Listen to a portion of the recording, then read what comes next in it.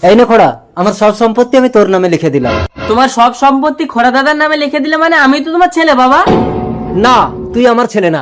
আমাকে বিয়ে করে তোর মায়ের এই খোড়া সন্তান হয়েছে বলে তোর মা আর একটা বিয়ে করে তোর জন্ম দিয়ে আমার কাছে ফেলে দিয়ে নিরুদ্দেশ হয়ে গেছে।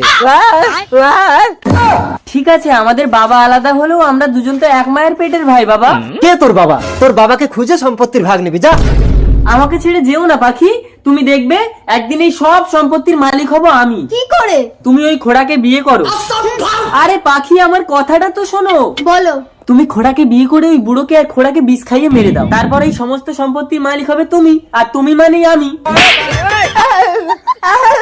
উফ, ভালো লাগে না। বৌমা কোথায় গেল খোড়া? তুই তো আমার এই বিশাল সম্পত্তি সামলাতে পারছিস। আপনি কাকে ভালোবাসেন, সুন্দরী মেয়েটাকে না কলিজার বাবাকে? যারা যারা কলিজার বাবাকে ভালোবাসেন তারা এক্ষুনি চ্যানেলটা সাবস্ক্রাইব করে একটা শেয়ার করে দিবে, আর কমেন্টে লিখে যাবে আই লাভ বাবা। আর যারা বাবাকে ছাড়া সুন্দরী মেয়েটাকে ভালোবাসে তাদের এগুলো কিছুই করতে হবে না। আমার সমস্ত সম্পত্তি আমি বৌমার নামে লিখে দিয়েছি। এই নে, বৌমা আসলে এই দলিলটা দিয়ে দিবি। বাহ পাখি, তোমাকে তো বউ সেজে দারুণ দেখাচ্ছে। কই বিষ এনেছো? দাও, আমি আর বেশিক্ষণ খরার বউ হয়ে থাকতে পারছি না রনি। এই নাও বিষ। বাবা, ও বৌমা, তোমার জন্য একটা উপহার আছে, ছেলের কাছে রেখে দিয়েছি, নিয়ে নিও। এই নিন বাবা, দুধটা খেয়ে নিন। কি উপহার দেখি? সমস্ত সম্পত্তি আমার নামে লিখে দিয়েছে বাবা।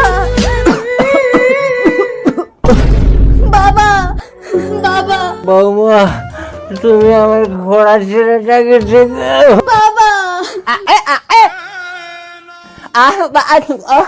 দুধটা খেয়ে নাও খোড়া দাদা।